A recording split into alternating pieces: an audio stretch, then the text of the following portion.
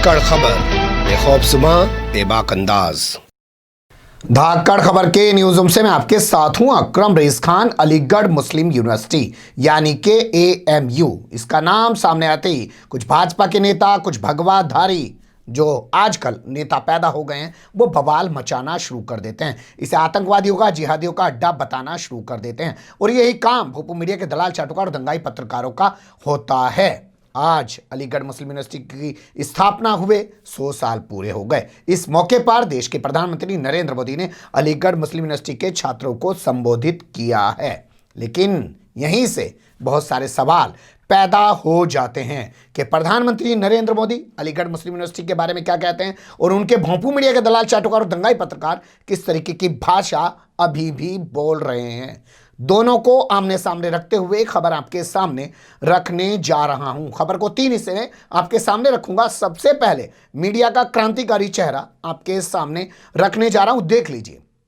कल 21 दिसंबर था और आज 22 दिसंबर है, यानी कि आज 100 साल पूरे होने का जश्न मनाया है अलीगढ़ मुस्लिम यूनिवर्सिटी ने। इस मौके पर देश के प्रधानमंत्री नरेंद्र मोदी ने अलीगढ़ मुस्लिम यूनिवर्सिटी के छात्रों को संबोधित किया है। इस खबर को लेकर कल 21 दिसंबर को अंजना ओम कश्यप आज तक जो चैनल दावा करता है कि सबसे तेज, उस पर प्रोग्राम कर रही हैं, प्राइम टाइम शो कर रही हैं और इस खबर को बड़ी खबर बता के पेश कर रही हैं। उनकी ज़बानी सुन लीजिए। हम बात करेंगे AMU की, हम बात करेंगे PM मोदी के कार्यक्रमों पर उठ रहे सवालों की, पर उससे पहले बड़ी खबर। AMU के छात्रों के एक तबके ने प्रधानमंत्री मोदी से मांग की है कि यूनिवर्सिटी का अल्पसंख्यक दर्जा बहाल कराने में मदद करें। साथ ही ये भी मांग रखी है कि जो लोग AMU को बदनाम कर रहे हैं उनके खिलाफ सख्त कार्रवाई हो।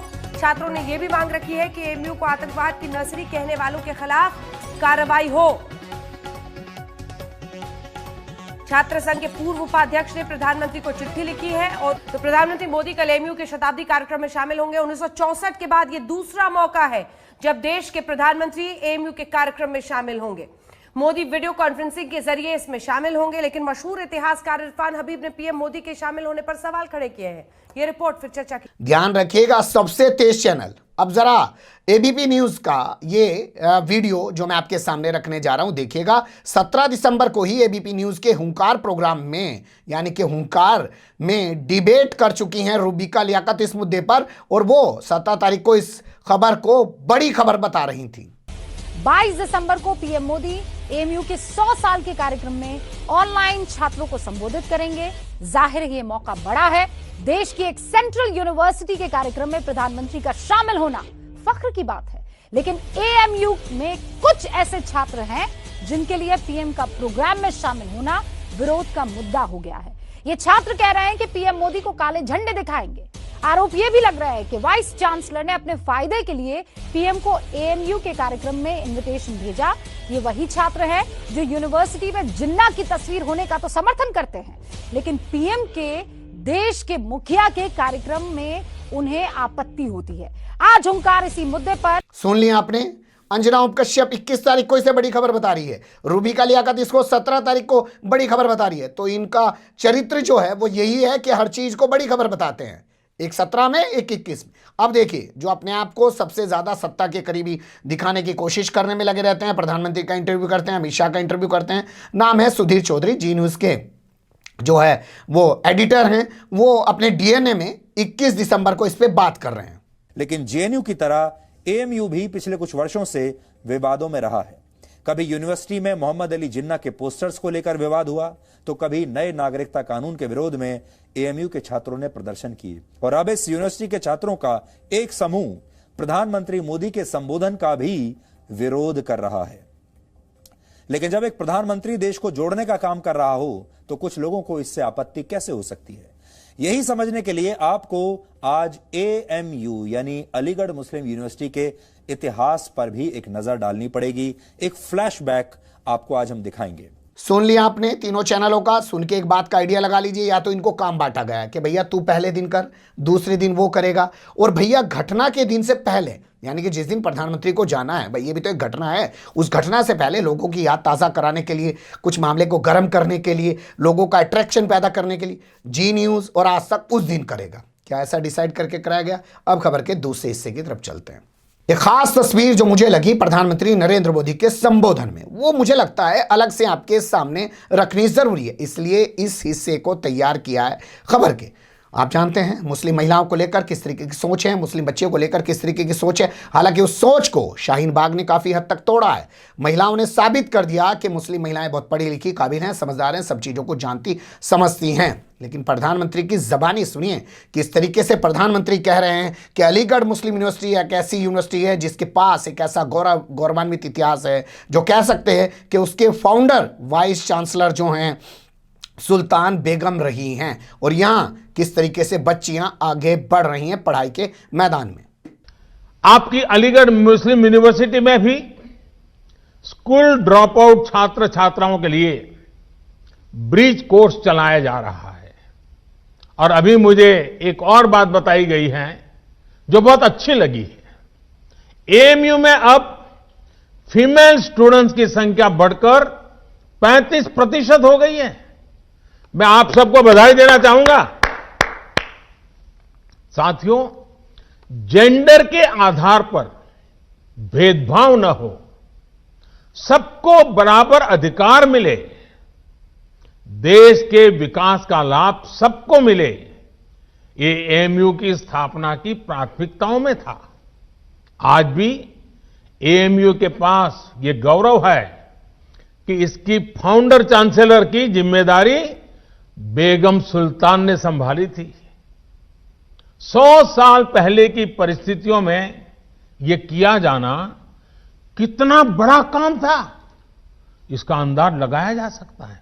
अब इस दिलचस्प तस्वीर से चलते हैं भोंपू मीडिया की तरफ, और प्रधानमंत्री भोंपू मीडिया को कैसे आईना दिखा रहे हैं उसकी तरफ। मैं पहले आपके सामने भोंपू मीडिया के पत्रकारों का हाल रखूंगा, फिर उसके बाद जो है प्रधानमंत्री के बयान उसके सामने रखूंगा। और सिर्फ एक बंदे से कंपेयर कर रहा हूं, नाम है सुधीर चौधरी, जी न्यूज़ का एडिटर है। किस तरीके से वो बता रहा है इस वीडियो में, उसकी जबानों सुनिए कि देश को बांटने वाली विचारधारा की जो शुरुआत है वो जानते हैं पता कहां से हुई है। 1884 में जब बुनियाद रखी गई थी वहां पे कॉलेज की, अलीगढ़ कॉलेज की, अलीगढ़ मुस्लिम कॉलेज की, तो उस वक्त वो बुनियाद सर सैयद अहमद खान ने रखी थी, बंटवारे की बुनियाद। लेकिन उस समय क्योंकि हिंदुओं के पैसे से वो सब चीज़ें तैयार की जा रही थी, तो उस वक्त वे खुल के ऐसा नहीं बोलते थे। ऐतिहासिक तथ्य ये बताते हैं कि देश को बांटने वाली इस विचारधारा को अंग्रेजों के भारत आने के बाद भारत के ही कई शक्तिशाली मुसलमान नेताओं ने भी आगे बढ़ाया और जमकर आगे बढ़ाया। और इनमें सबसे बड़ा नाम था अलीगढ़ मुस्लिम कॉलेज के संस्थापक सैयद अहमद खान का। वर्ष 1884 तक सर सैयद अहमद खान भारत को हिंदू, मुस्लिम और ईसाइयों का देश मानते थे। ऐसा उनके लिए जरूरी भी था क्योंकि उनके अलीगढ़ कॉलेज में हिंदुओं का पैसा लगा हुआ था। सुन लिया आपने। अब आपके सामने प्रधानमंत्री नरेंद्र मोदी का बयान रखते हैं, वो आखिर इस बारे में क्या कहते हैं। उन्होंने कहा, सर सैयद अहमद द्वारा स्थापित एएमयू में आकर खुद को बड़ा गौरवान्वित महसूस कर रहा हूं, मुझे प्राउड फील हो रहा है। सुन लीजिए उनकी जबानी। सबसे पहले मैं आप सभी का आभार व्यक्त करना चाहता हूं। आपने एएमयू के शताब्दी समारोह के इस ऐतिहासिक अवसर पर मुझे अपनी खुशियों के साथ जुड़ने का मौका दिया है। मैं तस्वीरों में देख रहा था century gate, social science department, mass communication, तमाम विभागों की बिल्डिंग्स को खूबसूरती से सजाया गया है। ये सिर्फ बिल्डिंग नहीं है, इनके साथ शिक्षा का जो इतिहास जुड़ा है वो भारत की अमूल्य धरोहर है। आज एएमयू से तालीम लेकर निकले सारे लोग भारत के सर्वश्रेष्ठ स्थानों पर और संस्थानों में नहीं बल्कि दुनिया के सैकड़ों देशों में छाए हुए हैं। मुझे विदेश यात्रा के दौरान अक्सर यहां के अलुमनाई मिलते हैं जो बहुत गर्व से बताते हैं कि मैं एएमयू से पढ़ा हूं। एएमयू के अलुमनाई कैंपस से अपने साथ हंसी मजाक और शेरो शायरी का एक अलग अंदाज लेकर आते हैं। वो दुनिया में कहीं भी हो, भारत की संस्कृति का प्रतिनिधित्व करते हैं। प्राउड अलीग्स, यही कहते हैं ना आप लोग। सुन लिया आपने, अब अगले मुद्दे की तरफ बढ़ते हैं।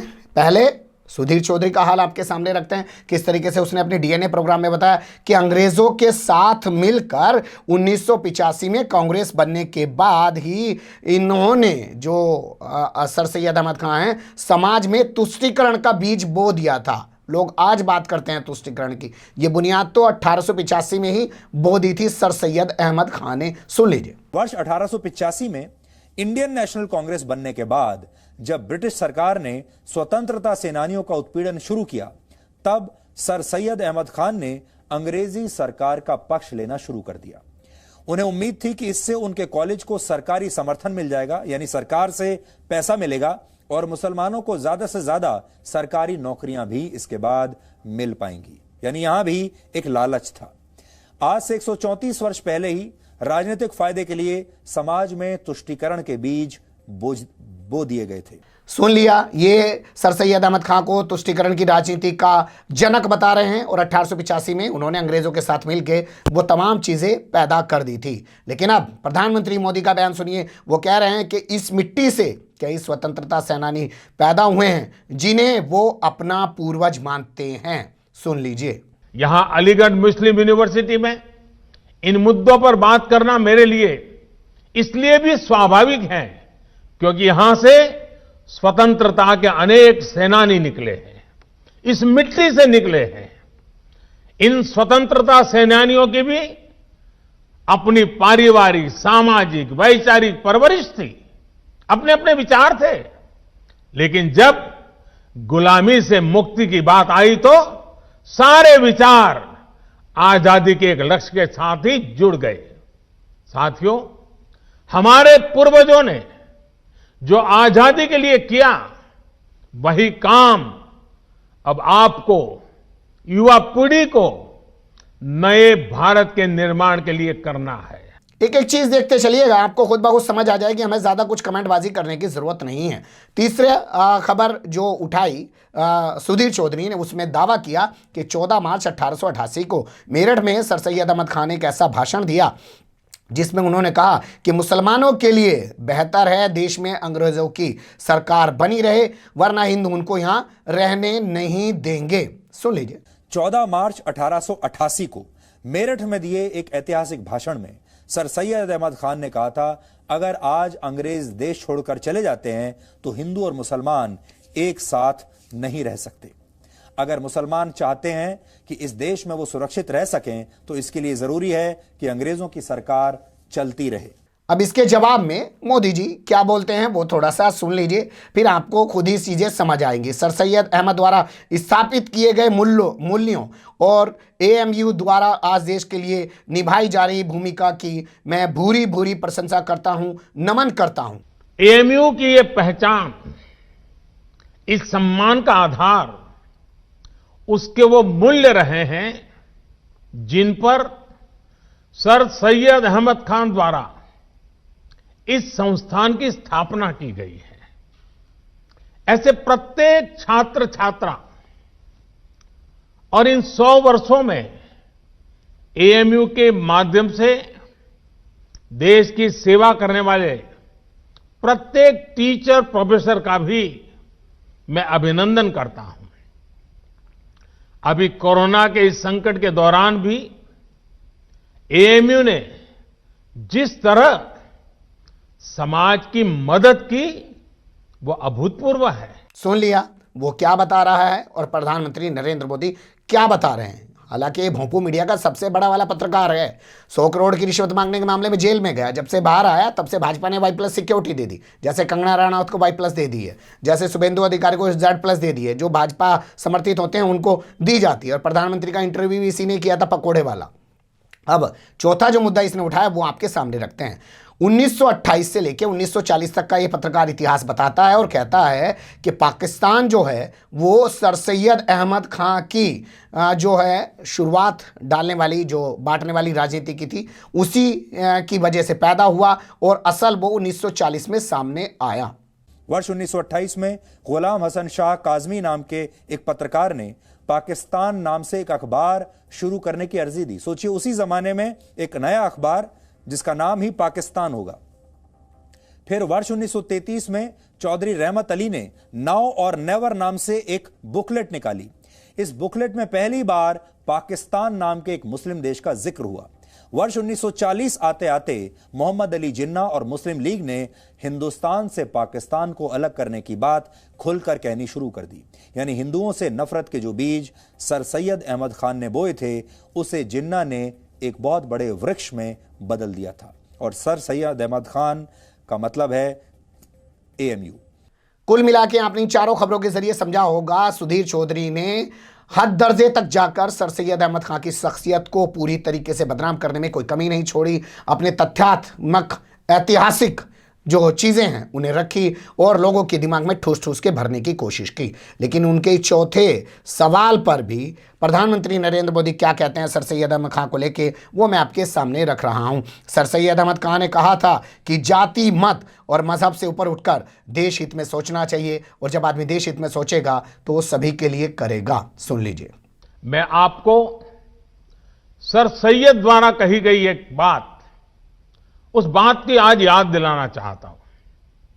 उन्होंने कहा था, अपने देश की चिंता करने वाले का पहला और सबसे बड़ा कर्तव्य है कि वो सभी लोगों के कल्याण के लिए कार्य करे, भले ही लोगों की जाति, मत या मजहब कुछ भी हो।